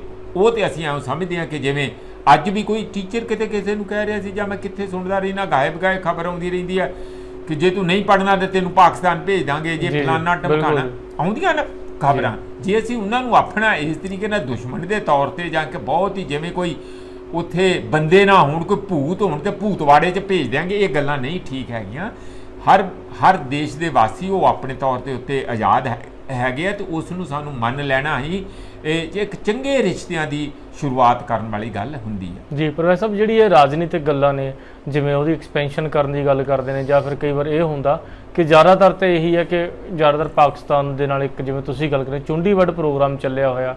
ਕਈ ਵਾਰ ਝੂਠਾ ਜਿਹਾ ਪਿੱਛੇ ਦਿਨਾਂ 'ਚ ਇਹਨਾਂ ਨੇ ਕਹਿ ਦਿੱਤਾ ਸੀ ਕਿ ਅਸੀਂ ਸਰਜੀਕਲ ਸਟ੍ਰਾਈਕ ਕੀਤੀ ਆ, ਉਹਨੂੰ ਜ਼ਿਆਦਾ ਆਰਮੀ ਦੇ ਕੁਝ ਬੰਦਿਆਂ ਨੂੰ ਖੰਡਨ ਵੀ ਕੀਤਾ ਸੀ ਕਿ ਸਰਕਾਰ ਨੇ ਜਾਣਬੁੱਝ ਕੇ ਆਪਣੇ ਲੈਵਲ ਦੇ ਉੱਤੇ ਰਾਜਨੀਤੀ ਕਰ ਰਹੀਆਂ ਨੇ। ਤੇ ਰਾਜਨੀਤੀ ਦੇ ਵਿੱਚ ਇੱਕ ਗੱਲ ਆਉਂਦੀ ਆ, ਆਪਾਂ ਦੇਖਿਆ ਕਿ ਯੂਪੀ ਦੇ ਮਿਰਜ਼ਾਪੁਰ ਦੇ ਏਰੀਏ ਦੇ ਇੱਕ ਪਿੰਡ ਦੇ ਵਿੱਚ ਕੀ ਹੋਇਆ ਕਿ ਉੱਥੇ ਦੀ ਇੱਕ ਡਿਸਟ੍ਰਿਕਟ ਮੈਜਿਸਟ੍ਰੇਟ ਨੇ ਉੱਥੇ ਪਾਣੀ ਪਹੁੰਚਾਉਣ ਦੇ ਲਈ ਆਪਣੇ ਖਰਚੇ ਤੇ ਲਗਭਗ 5-7 ਮਹੀਨਿਆਂ ਤੋਂ ਉਹ ਜਿਹੜਾ ਪਾਣੀ ਲੋਕਾਂ ਤੱਕ ਲੈ ਕੇ ਜਾ ਰਹੀ ਸੀ, ਪਰ ਉੱਥੋਂ ਦੇ ਪੋਲੀਟੀਸ਼ੀਅਨਸ ਨੇ ਉਹਦੀ ਸ਼ਿਕਾਇਤ ਕਰਕੇ ਉਹਦੀ ਬਦਲੀ ਕਰਵਾ ਦਿੱਤੀ ਹੈ। ਪ੍ਰੋਫੈਸਰ ਸਾਹਿਬ, ਇਹਦੇ ਪਿੱਛੇ ਕੀ ਰਾਜਨੀਤੀ ਸੀ? ਨਹੀਂ, ਰਾਜਨੀਤੀ ਤਾਂ ਗੁਰਦੀਪ ਉਹੀ ਆ ਜਿਹੜੀ ਰਾਜਨੀਤਿਕ ਲੋਕਾਂ ਦੀ ਸਾਰੇ ਦੇਸ਼ ਦੇ ਵਿੱਚ ਆ। ਦੇਖੋ, ਇਹ ਬੜੀ ਸੋਹਣੀ ਨੈਸ਼ਨਲ ਡੇਲੀ ਹੈ ਅੰਗਰੇਜ਼ੀ ਦੀ, ਇੰਡੀਅਨ ਐਕਸਪ੍ਰੈਸ ਜਾਣਦੇ ਹੋ, ਵੱਡੀ ਉਹ ਇੱਕ ਖਬਰ ਲਾਉਂਦੇ ਹੁੰਦੇ ਆ, ਜਿਹੜੀ ਮੇਨ ਸਟੋਰੀ। ਜੀ ਅੱਜ ਦੀ ਮੇਨ ਸਟੋਰੀ ਇਹ ਬੜੀ ਹੈਰਾਨੀ ਕਰਨ ਵਾਲੀ ਗੱਲ ਹੈ ਕਿ ਮਿਰਜ਼ਾਪੁਰ ਜ਼ਿਲ੍ਹੇ ਦਾ ਉਹ ਜਿਹੜਾ ਪਿੰਡ ਆ, ਉਹ ਬੜਾ ਪਛੜਿਆ ਪਿੰਡ ਆ, ਜਿੱਥੇ ਅਜੇ ਤੱਕ ਪਾਣੀ ਹੀ ਨਹੀਂ ਜਾਂਦਾ ਸੀ। ਟੈਂਕਰ ਭਰ ਕੇ ਪਾਣੀ ਜਾਂਦਾ ਸੀ, ਰੋਜ਼ ਦੇ 8 ਤੋਂ 10 ਟੈਂਕਰ ਪਾਣੀ ਲੱਗ ਜਾਂਦਾ। ਤੁਹਾਨੂੰ ਪਤਾ ਪਾਣੀ ਕਿਵੇਂ ਦਿੰਦੇ ਆ? ਤੁਹਾਡੇ ਆਧਾਰ ਕਾਰਡ ਦੇਖ ਕੇ, ਜਿਵੇਂ ਰਾਸ਼ਨ ਮਿਲਦਾ ਆ, ਕਿ ਪਾਣੀ ਵੀ ਆਧਾਰ ਕਾਰਡ ਤੇ ਉਹ ਵੀ ਪੈਸੇ ਦੇ ਕੇ ਖਰੀਦਣਾ ਪੈਂਦਾ। ਇਹ ਪਾਣੀ ਮਿਲਣ ਦੀ ਉੱਥੇ ਹਾਲਤ ਸੀ। ਉਹ DM ਲੱਗੀ ਨਵੀਂ, ਦਿਵਿਆ ਮਿੱਤਲ ਉਹਦਾ ਨਾਂ ਆ, ਉਹ ਗਈ ਆਪਣਾ, ਉਹ ਤੇ ਪਾਣੀ ਬੋਤਲ 'ਚ ਲੈ ਕੇ ਗਈ ਸੀ, ਉਹਨੂੰ ਪਤਾ ਸੀ ਪਾਣੀ ਨਹੀਂ ਮਿਲਦਾ। ਉਹਨੇ ਜਦੋਂ ਲੋਕਾਂ ਦੀ ਤਰਸਯੋਗ ਹਾਲਾਤ ਦੇਖੀ ਤੇ ਉਹਨੇ ਰਿਪੋਰਟ ਦੇ ਵਿੱਚ ਕਿਹਾ ਕਿ ਮੇਰੀ ਹਿੰਮਤ ਨਹੀਂ ਹੋਈ ਕਿ ਮੈਂ ਆਪਣੀ ਬੋਤਲ 'ਚੋਂ ਆਪਣਾ ਪਾਣੀ ਖੋਲ੍ਹ ਕੇ ਉਹਨਾਂ ਦੇ ਸਾਹਮਣੇ ਪੀ ਸਕਾਂ, ਜਦ ਕਿ ਉਹ ਇੰਨੇ ਪਿਆਸੇ ਤੇ ਬੂੰਦ-ਬੂੰਦ ਨੂੰ ਤਰਸੇ ਹੋਏ ਲੋਕ ਹੋਣ। ਉਹਨਾਂ ਨਾਲ ਵਾਅਦਾ ਕਰਕੇ ਆਈ ਕਿ ਹਰ ਘਰ ਜਲ ਜਿਹੜੀ ਸਕੀਮ ਆ ਯੋਗੀ ਆਦਿੱਤਿਆਨਾਥ ਦੀ ਵੀ ਆ, ਪ੍ਰਧਾਨ ਮੰਤਰੀ ਵੱਲੋਂ ਵੀ ਉਹਦੇ ਵਿੱਚ ਪੈਸੇ ਪਾਏ ਜਾਂਦੇ ਆ, ਮੈਂ ਉਹਦੇ ਤਹਿਤ ਤੁਹਾਡੇ ਹਰ ਘਰ ਦੇ ਵਿੱਚ ਨਲ ਪਹੁੰਚਾਊਂਗੀ, ਹਰ ਘਰ 'ਚ ਪਾਣੀ ਪਹੁੰਚਾਊਂਗੀ। ਇਸ ਗੱਲ ਦਾ ਫੈਸਲਾ 9 ਮਹੀਨੇ ਪਹਿਲਾਂ ਕੀਤਾ। ਉਹ ਪਾਣੀ ਪਹੁੰਚ ਵੀ ਗਿਆ। ਪਾਣੀ ਪਹੁੰਚ ਗਿਆ ਤਾਂ ਉਹਦਾ ਇਨੈਗੂਰੇਸ਼ਨ ਹੋਣਾ ਸੀਗਾ। ਲੋਕ ਉਹਨੂੰ ਇੱਕ ਦੇਵੀ ਮੰਨਣ ਲੱਗ ਪਏ। ਉਹ ਜਿਹੜੇ ਲੋਕ ਸੀ ਪਿੰਡ ਦੇ 1500 ਦੇ ਪਿੰਡ ਆ, ਛੋਟਾ ਪਿੰਡ ਨਹੀਂ ਹੈਗਾ। ਉਹਦੇ 'ਚ ਲਾਰਜ ਸਕੇਲ ਦਲਿਤ ਪਾਪੂਲੇਸ਼ਨ ਆ, ਥੋੜ੍ਹੇ ਜਿਹੇ ਕੋਈ ਹੋਰ ਟ੍ਰੇਡਿੰਗ ਕਮਿਊਨਿਟੀ ਜਿਨ੍ਹਾਂ ਨੂੰ ਕਹਿੰਦੇ ਆ ਉਹ ਵਾ, ਥੋੜ੍ਹੇ ਜਿਹੇ ਇੱਕ ਦੋ ਕੋਈ ਹੋਰ 2-4 ਘਰ ਹੋਣਗੇ, ਪਰ ਜ਼ਿਆਦਾਤਰ ਉਹ ਪਛੜਿਆ ਹੋਇਆ ਇਸ ਕਰਕੇ ਵੀ ਰਹਿ ਗਿਆ ਕਿਉਂਕਿ ਦਲਿਤ ਸਮੁਦਾਇ ਦੇ ਘਰ ਹੈਗੇ। ਉੱਥੇ ਜਦੋਂ ਉਹ ਪਾਣੀ ਚਲਾ ਗਿਆ, ਉਹਨਾਂ ਨੂੰ ਲੱਗਾ ਕਿ ਸਾਡੇ ਲਈ ਤੇ ਦੇਵੀ ਇਹੀ ਹੈ, ਇਹਦੀ ਪੂਜਾ ਕਰਨੀ ਚਾਹੀਦੀ, ਕਿਉਂਕਿ ਉਹ ਲੋਕ ਕਈਆਂ ਸਾਲਾਂ ਤੋਂ ਰਾਜਨੀਤਿਕ ਲੋਕਾਂ ਦੇ, ਆਪਣੇ MLA ਦੇ, MP ਦੇ, ਮਿਨਿਸਟਰਾਂ ਦੇ ਗੋਡੇ ਫੜ ਕੇ ਥੱਕ ਚੁੱਕੇ ਸੀ ਕਿ ਸਾਡੇ ਯਾਰ ਪਿੰਡ 'ਚ ਪਾਣੀ ਪਹੁੰਚਾਓ, ਸਾਡੇ ਪਿੰਡ 'ਚ ਪਾਣੀ ਪਹੁੰਚਾਓ। ਜਦੋਂ ਉਹ ਸਾਰਾ ਕੁਝ ਹੋ ਗਿਆ, ਫੰਕਸ਼ਨ ਕੀਤਾ, ਉਹਨੂੰ ਆਨਰ ਕੀਤਾ ਗਿਆ DM ਨੂੰ, ਤੇ ਉਹ ਸਾਰਾ ਇਨੈਗੂਰੇਸ਼ਨ ਸਾਰੇ ਉਸ ਦਾ ਜਿਹੜਾ ਪਾਣੀ ਦਾ ਸਿਸਟਮ ਸੀਗਾ ਉਹਦਾ ਹੋ ਗਿਆ। ਜਦੋਂ ਇਸ ਗੱਲ ਦਾ ਪਤਾ ਉਹਨਾਂ ਲੋਕਾਂ ਨੂੰ ਲੱਗਾ ਜਿਹੜੇ ਆਪਣਾ ਪਾਣੀ ਵੇਚਦੇ ਸੀਗੇ, ਔਰ ਉਹ ਮੈਨੂੰ ਲੱਗਦਾ ਕਿ ਪੋਲੀਟੀਸ਼ੀਅਨਾਂ ਦੇ ਨਾਲ ਰਲ ਕੇ ਵੇਚਦੇ ਹੋਣਗੇ, ਤਾਂ ਉੱਥੋਂ ਦੇ MP ਨੇ ਤੇ ਜਿਹੜਾ MLA ਸੀਗਾ ਉਹ ਕਿਉਂਕਿ BJP ਦੇ ਖੇਮੇ ਦੇ ਦੋਵੇਂ ਸੀਗੇ, ਉਹਨਾਂ ਨੇ ਸ਼ਿਕਾਇਤ ਕੀਤੀ ਜਾ ਕੇ ਚੀਫ ਮਿਨਿਸਟਰ ਕੋਲ ਵੀ ਆਹ ਤੇ ਪੱਠਾ ਬਿਠਾਤਾ, ਸਾਡਾ ਤੇ ਪਾਣੀ ਹੁਣ ਵਿਕਣਾ ਨਹੀਂ, ਪਾਣੀ ਤੇ ਸਿੱਧਾ ਜਾਣ ਲੱਗ ਪਿਆ। ਔਰ ਇਸ ਤਰੀਕੇ ਨਾਲ ਸਾਨੂੰ ਪੋਲੀਟੀਕਲ ਬੰਦਿਆਂ ਨੂੰ ਉੱਥੇ ਬੁਲਾਇਆ ਹੀ ਨਹੀਂ। ਇਹ ਸਾਡੇ ਕਾਂਸਟੀਚੁਐਂਸੀ 'ਚ ਕੰਮ ਹੋਵੇ ਤੇ ਸਾਡਾ ਉੱਥੇ ਭਾਸ਼ਣ ਨਾ ਕਰਾਇਆ ਜਾਵੇ, ਵੋਟਾਂ ਕੱਲ੍ਹ ਨੂੰ ਸਾਨੂੰ ਕੌਣ ਦੇਊਗਾ? ਇਹਨੇ ਕਿਹੜੀ ਜਿਹੜੀ DM ਨੇ ਉੱਥੇ ਜਾ ਕੇ ਲੈਕਚਰਾਂ 'ਚ ਖੜਾ ਹੋਣਾ ਆ। ਇਸ ਗੱਲ ਤੋਂ ਬਵਾਲ ਪਿਆ ਤੇ DM ਦੀ ਕਰ ਦਿੱਤੀ ਟਰਾਂਸਫਰ। ਉਹਦੀ ਟਰਾਂਸਫਰ ਹੋਣ ਤੋਂ ਬਾਅਦ ਨਾਲ ਹੀ ਇੱਥੋਂ ਤੱਕ ਵੈਂਜੀਅੰਸ ਦਿਖਾਇਆ ਗਿਆ, ਗੁੱਸਾ ਦਿਖਾਇਆ ਗਿਆ, ਉਹ ਤੋੜ ਦਿੱਤੇ ਪਾਈਪ ਜੀ। ਉਹ ਪਾਈਪ ਤੇ ਦੁਬਾਰਾ ਪੈ ਜਾਣਗੇ। ਲੋਕੀ ਦੁਖੀ ਤੇ ਹੋ ਹੀ ਗਏ ਨਾ ਕਿ ਇੰਨੇ ਦੇਰ ਬਾਅਦ ਪਾਣੀ ਆਇਆ ਤੇ ਤੁਸੀਂ ਪਾਈਪ ਤੋੜ ਦਿੱਤੇ ਆ। ਇਸ ਕਿਸਮ ਦਾ ਸਾਡੀ ਰਾਜਨੀਤਿਕ ਜਿਹੜੀ ਇੱਕ ਮਾਫੀਆ ਨੁਮਾ ਹੋ ਚੁੱਕੀ ਹੈ ਕਿ ਜੋ ਵੀ ਕੰਮ ਕਰੇ, ਕੋਈ ਵੀ ਕਰੇ, ਤੇ ਆਮ ਬੰਦਾ ਕਰੇ, ਪਿੰਡ ਵਾਲੇ ਕੰਮ ਕਰਨ, ਬਿਊਰੋਕ੍ਰੇਸੀ ਕਰੇ, ਜਾਂ ਕੋਈ ਪੁਲਿਸ ਵਾਲਾ ਚੰਗਾ ਕੰਮ ਕਰਦੇ, ਜਾਂ ਕੋਈ ਹੋਰ ਸਮਾਜ ਸੇਵੀ ਚੰਗਾ ਕੰਮ ਕਰਦੇ, ਪਰ ਉਹਦਾ ਸ਼੍ਰੇਅ ਜਾਂ ਕ੍ਰੈਡਿਟ ਸਾਰੇ ਦਾ ਸਾਰਾ ਮਿਲਣਾ ਚਾਹੀਦਾ ਪੋਲੀਟੀਕਲ ਬੰਦਿਆਂ ਨੂੰ, ਤਾਂ ਕਿ ਉਹ ਆਪਣੀ ਛਵੀ ਨੂੰ ਮਜ਼ਬੂਤ ਕਰਕੇ ਉਸ ਨੂੰ ਵੋਟਾਂ ਦੇ ਵਿੱਚ ਬਦਲ ਸਕਣ।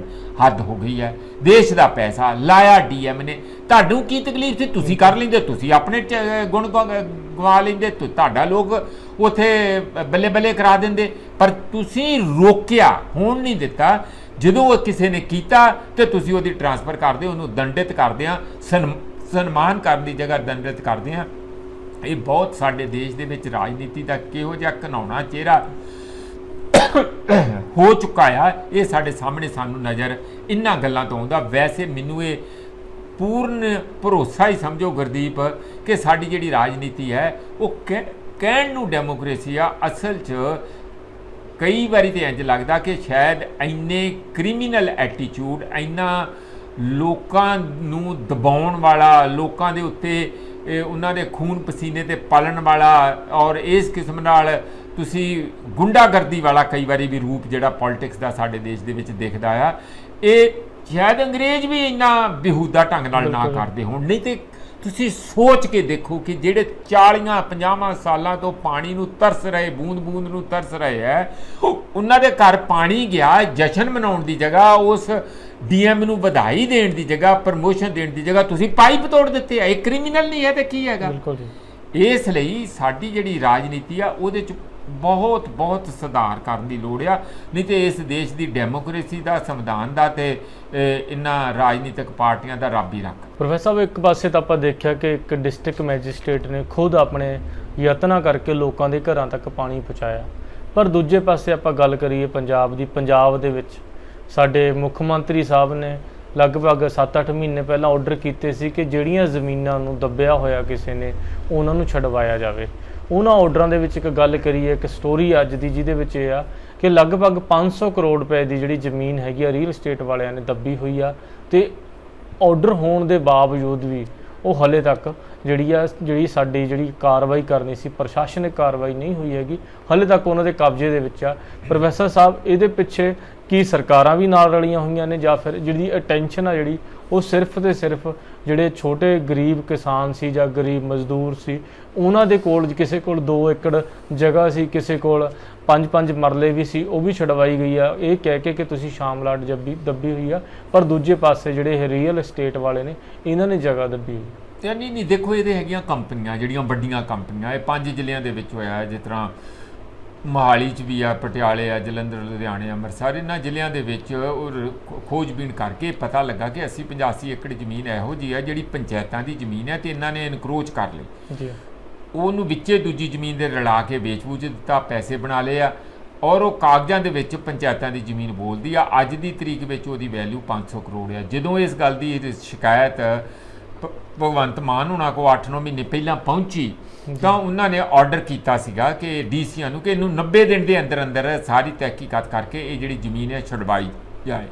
ਪਰ ਉਹ ਜਿਹੜੀ ਅੱਜ ਖਬਰ ਬਣਾਈ ਹੈ ਇਹਦੇ ਵਿੱਚ ਵਿਸ਼ਵ ਭਾਰਤੀ ਨੇ ਟ੍ਰਿਬਿਊਨ ਦੇ ਵਿੱਚ ਲਿਖੀ ਹੈ ਖਬਰ, ਉਹਨਾਂ ਨੇ ਇਨਵੈਸਟੀਗੇਟਿੰਗ ਆਪਣੀ ਜਰਨਲਿਜ਼ਮ ਦੇ ਤਹਿਤ ਇਹ ਗੱਲ ਸਾਰੀ ਛਾਇਆ ਕੀਤੀ ਹੈ ਕਿ ਇਹ ਅਜੇ ਤੱਕ ਡੀਸੀਆਂ ਨੇ ਕੋਈ ਉਹਨਾਂ ਬਾਰੇ ਚਿੱਠੀ ਜਾਰੀ ਨਹੀਂ ਕੀਤੀ। ਉਹਨਾਂ ਨੂੰ ਆਰਡਰ ਹੋਇਆ ਸੀਗਾ ਕਿ ਉਹ ਚੁੱਪ ਕਰਕੇ ਬੈਠੇ ਆ, ਆਈ ਗਈ ਹੋ ਰਿਹਾ ਆ ਕਿ ਇਹ ਜ਼ਮੀਨ ਕਿਵੇਂ। ਉਹ ਉਦੋਂ ਵੀ ਜਦੋਂ ਇਹ ਚੀਫ ਮਿਨਿਸਟਰ ਸਾਹਿਬ ਨੇ ਅੱਜ ਤੋਂ 9 ਮਹੀਨੇ ਪਹਿਲਾਂ ਇਹ ਚਿੱਠੀ ਕੱਢੀ ਸੀ, ਉਦੋਂ ਵੀ ਇਸੇ ਜਰਨਲਿਸਟ ਦੀ ਜਾਂ ਇਸੇ ਅਖਬਾਰ ਦੀ ਜਿਹੜੀ ਖਬਰ ਦੇ ਤਹਿਤ ਉਹਦੇ ਪ੍ਰਭਾਵ ਥੱਲੇ ਸਾਰਾ ਕੁਝ ਹੋਇਆ ਸੀ। ਤੇ ਹੁਣ ਕੁਦਰਤੀ ਉਹਨਾਂ ਨੇ ਐਜ਼ ਏ ਫਾਲੋ ਅਪ ਇਹ ਦੁਬਾਰਾ ਖਬਰ ਲਾਈ ਆ ਭਈ ਪਹਿਲਾ ਅਸਰ ਚੀਫ ਮਿਨਿਸਟਰ ਵੱਲੋਂ ਤੇ ਹੋ ਗਿਆ ਖਬਰ ਦਾ ਕਿ ਉਹਨਾਂ ਨੇ ਡੀਸੀਆਂ ਦੀ ਡਿਊਟੀ ਲਾਤੀ, ਪਰ ਚੀਫ ਮਿਨਿਸਟਰ ਭੁੱਲ ਗਏ ਕਿ 3 ਮਹੀਨਿਆਂ ਬਾਅਦ ਫਿਰ 90 ਦਿਨਾਂ ਬਾਅਦ ਡੀਸੀਆਂ ਨੂੰ ਪੁੱਛਣਾ ਵੀ ਸੀਗਾ ਭਾਈ ਉਹ ਜ਼ਮੀਨ ਦਾ ਕੀ ਬਣਿਆ। ਮਗਰੋਂ ਆਈ ਗਈ ਗੱਲ ਹੋ ਗਈ। ਹੋ ਸਕਦਾ ਆ ਕਿ ਕਿਤੇ ਨਾ ਕਿਤੇ ਕੋਈ ਜਿਵੇਂ ਕਿ ਸ਼ੱਕ ਕੀਤਾ ਜਾਂਦਾ ਰਹਿੰਦਾ ਕਿ ਚੜਾਵਿਆਂ ਦਾ ਕੰਮ ਸ਼ੁਰੂ ਹੋ ਗਿਆ ਜਾਂ ਫੰਡਾਂ ਦਾ ਕੰਮ ਸ਼ੁਰੂ ਹੋ ਗਿਆ ਹੋਊਗਾ, ਨਹੀਂ ਤੇ ਇਹ ਕਿਵੇਂ ਹੋ ਸਕਦਾ ਕਿ ਸਾਰੀ ਗੱਲ ਪੁਖਤਾ ਰਿਕਾਰਡ ਦੇ ਮੁਤਾਬਕ ਹੋਵੇ ਤਾਂ ਉਹਦੇ ਤੇ ਦੁਬਾਰਾ ਕੋਈ ਐਕਸ਼ਨ 9 ਮਹੀਨਿਆਂ ਤੱਕ ਉਹ ਵੀ ਚੀਫ ਮਿਨਿਸਟਰ ਸਾਹਿਬ ਦੇ ਕਹਿਣ ਤੇ ਡੀਸੀਆ ਵੱਲੋਂ ਲਿਆ ਹੀ ਨਾ ਜਾਵੇ। ਜੀ, ਇਹਦੇ ਨਾਲ ਇੱਕ ਹੋਰ ਵੀ ਜਿਹੜੀ ਆ ਖਬਰ ਆ ਰਹੀ ਹੈ ਕਿ ਜਿਹੜੇ ਮਾਈਨਿੰਗ ਵਾਸਤੇ ਕਈ ਵਾਰ ਜਿਹੜੀ ਸਾਡੀ Punjab and Haryana high court ਆ, ਇਹਨਾਂ ਨੇ ਕਈ ਵਾਰ ਆਰਡਰ ਕੀਤੇ ਨੇ ਕਿ ਮਾਈਨਿੰਗ ਰੋਕੀ ਜਾਵੇ, ਖਾਸ ਕਰਕੇ ਜਿਹੜੇ ਆ ਕੰਢੀ ਏਰੀਏ ਦੇ ਵਿੱਚ ਲਗਾ ਲਓ, ਰੋਪੜ ਦੇ ਵਿੱਚ ਲਗਾ ਲਓ, ਕਈ ਵਾਰ ਹਾਈ ਕੋਰਟ ਨੇ ਆਰਡਰ ਕੀਤੇ ਨੇ। ਪਰ ਹੁਣ ਇੱਕ ਇਹ ਖਬਰ ਆ ਰਹੀ ਹੈ ਕਿ ਇੱਕ ਪੁਲਿਸ ਵਾਲੇ ਖੁਦ ਹੀ ਉਹਦੇ ਵਿੱਚ ਇਨਵੋਲਵ ਸੀ। ਪ੍ਰੋਫੈਸਰ ਦੇਖੋ, ਇਹ ਉਹ ਸਬ ਇੰਸਪੈਕਟਰ ਜਿਹੜਾ ਆ ਉਸ ਨੂੰ ਦੰਡਿਤ ਕਰਤਾ, ਮੇਰਾ ਖਿਆਲ ਉਸ ਨੂੰ ਸਸਪੈਂਡ ਕੀਤਾ ਜਾਂ ਉਹਦੀ ਇਨਕੁਆਇਰੀ ਮਾਰਕ ਹੋ ਚੁੱਕੀ ਹੈ। ਇਹ ਤੇ ਹੋਣਾ ਹੀ ਨਹੀਂ ਸੀ। ਉਹਨੂੰ 8 ਕੇਸ ਇਹੋ ਜਿਹੇ ਦਿੱਤੇ ਗਏ, 8 ਦੀਆਂ ਜਿਹੜੀ ਉਹਨਾਂ ਨੇ ਤਹਿਕੀਕਾਤ ਕੀਤੀ ਉਹ ਇੰਨੀ ਛੌਡੀ ਸੀ ਜਿਸ ਤੋਂ ਸਾਡੀ ਹਾਈ ਕੋਰਟ ਜਿਹੜੀ ਆ ਪੰਜਾਬ ਹਰਿਆਣਾ ਹਾਈ ਕੋਰਟ ਆ ਉਹਨਾਂ ਨੇ ਇਹਨਾਂ ਨੂੰ ਝਾੜ ਪਾਈ ਕਿ ਇਹ ਤੁਸੀਂ ਕਰਦੇ ਕੀ ਆ, ਤੇ ਇਸ ਕਰਕੇ ਉਹ ਮਜਬੂਰਨ ਵਸ ਹੁਣ ਉਹਨਾਂ ਦੇ ਐਕਸ਼ਨ ਲਿਆ। ਹਾਲਾਤ ਤੇ ਗੁਰਦੀਪ ਇਹੋ ਜਿਹੇ ਬਣ ਗਏ ਆ। ਇੱਕ ਪਾਸੇ ਜਿਹੜਾ ਬਿਲਕੁਲ ਹੀ ਰੇਤਾ ਬਜਰੀ ਮਾਫੀਆ ਕਹਿੰਦੇ ਸੀ ਉਹ ਪੂਰਾ ਕਾਬਜ਼ ਹੈਗਾ, ਨਾਲ ਉਹਨਾਂ ਦੇ ਗੈਂਗਸਟਰ ਰਲੇ ਹੋਏ ਆ। ਡਰੱਗ ਮਾਫੀਆ ਉਹਦੇ ਨਾਲੋਂ ਵੀ ਬਹੁਤ ਜ਼ਿਆਦਾ ਸਟਰੋਂਗ ਹੈਗਾ।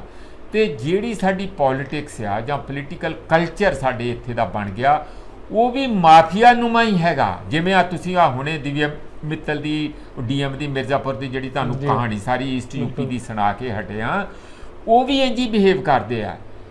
ਸਰਕਾਰੀ ਮਹਿਕਮੇ ਦੇ ਜਿਹੜੇ ਮਾਈਨਿੰਗ ਨੂੰ ਜਿਹੜੀ ਨਜਾਇਜ਼ ਮਾਈਨਿੰਗ ਨੂੰ ਰੋਕਣ ਵਾਲੇ 3 ਇੰਸਪੈਕਟਰ ਤੇ ਇੱਕ ਉਹਨਾਂ ਦਾ ਕੋਈ ਅਫਸਰ ਫਿਰੋਜ਼ਪੁਰ ਵੱਲ ਗਿਆ ਕਿ ਉਹਨਾਂ ਨੂੰ ਪਤਾ ਲੱਗਾ ਕਿ ਗੈਰ ਕਾਨੂੰਨੀ ਮਾਈਨਿੰਗ ਇੱਥੇ ਹੋ ਰਹੀ ਹੈ, ਇੱਥੇ ਰੇਤਾ ਬਜਰੀ ਕੱਢ ਕੇ ਟਿੱਪਰਾਂ ਦੇ ਟਿੱਪਰ ਜਾ ਰਹੇ ਆ।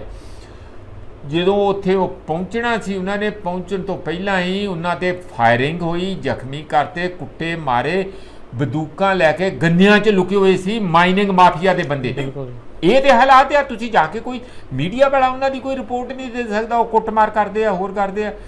ਨਹੀਂ, ਸਾਡੇ ਪੰਜਾਬ ਦਾ ਜਿਹੜੀ ਸੱਤਾ ਆ ਜਾਂ ਸਾਡੇ ਪੰਜਾਬ ਦਾ ਅਸਲ 'ਚ ਜਿਹੜਾ ਰਾਜ ਕਰਦੀ ਸੱਤਾ ਜਾਂ ਜਿਹੜਾ ਇਹਨੂੰ ਕੰਟਰੋਲ ਕਰ ਰਿਹਾ ਉਹ ਮਾਫੀਆ ਦੇ ਹੱਥ ਜਾ ਚੁੱਕਾ ਹੈ। ਜੇ ਪੂਰਨ ਨਹੀਂ ਤੇ ਕਾਫੀ ਹੱਦ ਤੱਕ ਜਾ ਚੁੱਕਾ ਆ। ਇਸ ਲਈ ਇਹ ਤੇ ਬਹੁਤ ਹੀ ਚਿੰਤਾਜਨਕ ਗੱਲ ਹੈਗੀ ਆ। ਨਾਲ ਹੀ ਮੈਂ ਖਬਰ ਪੁਲਿਸ ਦੀ ਦੂਜੀ ਵੀ ਜੋੜ ਦਿਆਂ। ਬਿਲਕੁਲ ਜੀ, ਡਰੱਗ ਪੈਡਲਰ ਵਾਲੇ ਬਿਲਕੁਲ। ਇੱਕ ਡੀਐਸਪੀ ਆ, ਕਿੱਥੋਂ ਦੇ ਆ ਇਹ? ਡੀਐਸਪੀ ਦੇਖਿਓ, ਮੈਂ ਤੁਹਾਨੂੰ ਮੈਨੂੰ ਹੁਣ ਮੇਰਾ ਖਿਆਲ ਜਾਂ ਤੇ ਰੋਪੜ ਦੇ ਜਾਂ ਜਲੰਧਰ ਦੇ ਜਾਂ ਕਿੱਥੋਂ ਦੇ ਆ। ਬਿਲਕੁਲ ਜੀ, ਡੀਐਸਪੀ ਉਹ ਜਿਹੜਾ ਹੈਗਾ ਫਿਰੋਜ਼ਪੁਰ ਫਾਜ਼ਿਲਕਾ ਏਰੀਏ ਤੋਂ ਆ ਜੀ। ਹਾਂਜੀ, ਉਹ ਡੀਐਸਪੀ ਦੀ ਇੱਕ ਜਿਹੜੀ ਚਿੱਠੀ ਹੈ ਉਹ ਸਰਕੂਲੇਟ ਹੋ ਰਹੀ ਹੈ। ਉਹ ਚਿੱਠੀ ਦੇ ਵਿੱਚ ਉਹਨਾਂ ਨੇ ਕਿਹਾ ਕਿ ਸਾਡੇ ਜਿਹੜੇ ਆ ਐਸਐਚਓ ਸਾਹਿਬ, ਉਹਨਾਂ ਦੇ ਨਾਲ ਹੋਰ ਪੁਲਿਸ ਵਾਲੇ, ਚਿੱਠੀ ਕਿਹਨੂੰ ਲਿਖੀ ਆ? ਕਿਸੇ ਰਾਜਨੀਤਿਕ ਲੀਡਰ ਨੂੰ ਨਹੀਂ ਲਿਖੀ, ਆਪਣੇ ਐਸਐਸਪੀ ਨੂੰ ਲਿਖੀ ਹੈ ਕਿ ਐਸਐਸਪੀ ਸਾਹਿਬ, ਅਸੀਂ ਨਸ਼ਾ ਕਿਵੇਂ ਰੋਕਣਾ, ਨਸ਼ਾ ਜਿਨ੍ਹਾਂ ਲੋਕਾਂ ਨੇ ਰੋਕਣਾ ਜਾਂ ਜਿਨ੍ਹਾਂ ਦੇ ਰਾਹੀਂ ਅਸੀਂ ਰੁਕਵਾਉਣਾ, ਉਹ ਤੇ ਖੁਦ ਨਸ਼ਾ ਵੇਚਣ ਵਾਲਿਆਂ ਦੇ ਨਾਲ ਰਲੇ ਹੋਏ ਆ। ਉਹਨਾਂ ਦੇ ਨਾਂ ਭੇਜੇ, ਐਸਐਚਓ ਦਾ ਭੇਜਿਆ, ਹੋਰ ਬੰਦਿਆਂ ਦੇ ਨਾਂ ਭੇਜੇ। ਉਹ ਪਤਾ ਨਹੀਂ ਚਿੱਠੀ ਜਾਂ ਤੇ ਲੀਕ ਕਰਤੀ ਗਈ ਜਾਂ ਲੀਕ ਹੋ ਗਈ, ਰੱਬ ਜਾਣੇ ਕਿਵੇਂ ਹੋਇਆ, ਪਰ ਉਹ ਚਿੱਠੀ ਕਾਫੀ ਇਸ ਵੇਲੇ ਸਰਕੂਲੇਸ਼ਨ ਦੇ ਵਿੱਚ ਹੈ। ਇੱਥੋਂ ਸਾਫ਼ ਪਤਾ ਲੱਗਦਾ ਇਹ ਸਾਡੀਆਂ ਕਹਿਣ ਦੀਆਂ ਗੱਲਾਂ ਨਹੀਂ ਹੈ ਕਿ ਪੰਜਾਬ ਦਾ ਜਿਹੜਾ ਭਵਿੱਖ ਆ ਜਿਸ ਕਿਸਮ ਦਾ ਬਣਾ ਦਿੱਤਾ ਗਿਆ ਅੱਜ ਦੀ ਤਰੀਕ ਦੇ ਵਿੱਚ, ਉਹਦੇ ਚੋਂ ਬਾਹਰ ਆ ਸਕਣਾ ਬਹੁਤ ਬਹੁਤ ਮੁਸ਼ਕਿਲ ਆ। ਇੱਥੇ ਮਾਫੀਆ ਰਾਜ ਹੋ ਚੁੱਕਿਆ। ਕਦੀ ਅਸੀਂ ਇਹ ਸੁਣਦੇ ਹੁੰਦੇ ਸੀ ਦੂਜੇ ਦੇਸ਼ਾਂ 'ਚ ਜਾਂ ਕਈ ਵਾਰੀ ਅਫਰੀਕਨ ਕੰਟਰੀ ਦੀ ਵੀ ਇਹੋ ਜਿਹੀ ਕਿਸਮ ਦੀਆਂ ਸਾਨੂੰ ਕਿ ਇਹੋ ਜਿਹੇ ਲੋਕੀ ਰਾਜ ਕਰ ਰਹੇ ਆ, ਆਹ ਹੋ ਗਿਆ, ਆਹ ਹੋ ਗਿਆ। ਪੰਜਾਬ ਅੰਦਰ ਇਹੋ ਜਿਹਾ ਇੱਕ ਹੋ ਜੂਗੇ ਹਾਲਾਤ ਬਣ ਜਾਣਗੇ, ਇਹ ਅਸੀਂ ਕਦੀ ਨਹੀਂ ਸੀ ਸੁਣੇ। ਤੁਸੀਂ ਹੋਰ ਗੱਲ ਸੁਣ ਲਓ ਜੀ। ਇਹ ਜਿਹੜੀ ਗੱਲ ਇੱਕ ਉਹ ਵੀ ਪੁਲਿਸ ਨਾਲ ਹੀ ਰਲਦੀ ਮਿਲਦੀ ਗੱਲ ਹੈਗੀ ਆ। ਹੁਣੇ ਭਰਤੀਆਂ ਹੋਈਆਂ, 2 ਸਾਲ ਦਾ ਰੌਲਾ ਪਿਆ ਸੀਗਾ, ਚਿੱਠੀਆਂ ਮਿਲ ਗਈਆਂ ਸੀ ਭਰਤੀ, ਉਹਨਾਂ ਨੂੰ ਅਪੁਆਇੰਟਮੈਂਟ ਲੈਟਰ ਨਹੀਂ ਸੀ, ਸਿਲੈਕਸ਼ਨ ਹੋ ਚੁੱਕੀ ਸੀ। 560 ਸਬ ਇੰਸਪੈਕਟਰ, ਉਹਨਾਂ ਨੂੰ ਹੁਣ ਜੁਆਇਨਿੰਗ ਰਿਪੋਰਟ ਮਿਲਣੀ ਆ ਜਾਂ ਮਿਲ ਗਈ ਹੋਊਗੀ, ਅੱਜ ਇੱਕ ਅੱਧੇ ਦਿਨ 'ਚ ਮਿਲਣੀ ਸੀ। 60 ਤੇ ਆਏ ਨਹੀਂ ਹੈ, ਉਹਨਾਂ 'ਚੋਂ ਜਾਂ ਕਿਤੇ ਹੋਰ ਜੁਆਇਨ ਕਰਕੇ ਹੋਣਗੇ। 50 ਬੰਦਿਆਂ ਨੂੰ ਹੋਰ ਜਿਹੜੇ ਆ ਜੁਆਇਨ ਕਰ ਰਹੇ ਆ। ਕਿਸੇ ਨੇ ਅੰਕੜੇ ਕੱਢੇ ਆ ਕਿ ਮਾਨਸਾ ਜ਼ਿਲ੍ਹੇ ਦੇ ਜਿਹੜੇ 7 ਸਬ ਇੰਸਪੈਕਟਰ ਜੁਆਇਨ ਕਰ ਰਹੇ ਆ ਜੀ, ਉਹਨਾਂ 'ਚੋਂ 6 ਹਰਿਆਣੇ ਦੇ ਆ, 1 ਪੰਜਾਬ ਦਾ ਹੈ। ਬਿਲਕੁਲ ਭਾਈ ਫਿਰ ਕਿੱਦਾਂ ਹੋਊਗਾ? ਹੁਣ ਇਹ ਕੀ ਉੱਥੇ ਚੋਣਾਂ ਆਉਣ ਕਰਕੇ ਤਾਂ ਕਰਕੇ ਕਰ ਰਹੇ ਆ ਹਰਿਆਣੇ ਦੀਆਂ? ਇਹ ਕੌਣ ਕਰਵਾ ਰਿਹਾ? ਕਿ ਦਿੱਲੀ ਵਾਲੇ ਪੰਜਾਬ ਦੀ ਲੀਡਰਸ਼ਿਪ ਵਾਲੇ ਆਪਣੇ ਬੰਦੇ ਉੱਥੇ ਆਪਣਾ ਮਾਈਲੇਜ ਲੈਣ ਲਈ ਕਰਵਾ ਰਹੇ, ਆਪਣੇ ਬੰਦੇ ਇੱਥੇ ਕਰ ਰਹੇ ਆ? ਸਾਨੂੰ ਤੇ ਇਹ ਹੈਰਾਨੀ ਦੀ ਗੱਲ ਆ ਕਿ ਜੇ ਪੰਜਾਬ ਦੇ ਅੰਦਰ ਹੀ ਪੰਜਾਬੀਆਂ ਨੂੰ ਨੌਕਰੀਆਂ ਨਹੀਂ ਮਿਲਣੀਆਂ, ਉਹ ਵੀ ਅਹਿਮ ਮਹਿਕਮੇ ਜਿਵੇਂ ਪੁਲਿਸ ਦਾ ਮਹਿਕਮਾ ਆ, ਤਾਂ ਫਿਰ ਇਹਨਾਂ ਨੂੰ ਤੇ ਵਾਕਿਆ ਹੀ ਨਿਊਜ਼ੀਲੈਂਡ ਕੈਨੇਡਾ ਦੇ ਵਿੱਚ ਹੀ ਜਾਣਾ ਪਊਗਾ ਜਾਂ ਕਿਤੇ ਹੋਰ ਭੇਜ ਦਿਓ। ਫਿਰ ਤੇ ਉਹੀ ਗੱਲ ਆਉਂਦੀ ਹੈ ਤੁਹਾਡੇ ਮਨ ਵਿੱਚ। ਇਹ ਵੀ ਗੱਲ ਦੀ ਤਹਿਕੀਕਾਤ ਹੋਣੀ ਚਾਹੀਦੀ ਹੈ ਕਿ ਜਿਹੜੇ ਪਟਵਾਰੀ ਭਰਤੀ ਹੋਏ ਆ ਜੀ, ਉਹਨਾਂ 'ਚੋਂ ਕਿੰਨੇ ਬਾਹਰਲੇ ਸੂਬਿਆਂ ਦੇ, ਕਿੰਨੇ ਸਾਡੇ ਪੰਜਾਬੀ ਆ। ਇਹ ਗੱਲ ਵੀ ਕੱਢੋਗੇ ਤਾਂ ਤੁਹਾਨੂੰ ਸ਼ਾਇਦ ਇਹੋ ਜਿਹਾ ਕੋਈ ਹੋਰ ਸਕੈਂਡਲ ਸਾਹਮਣੇ ਨਜ਼ਰ ਆਊਗਾ।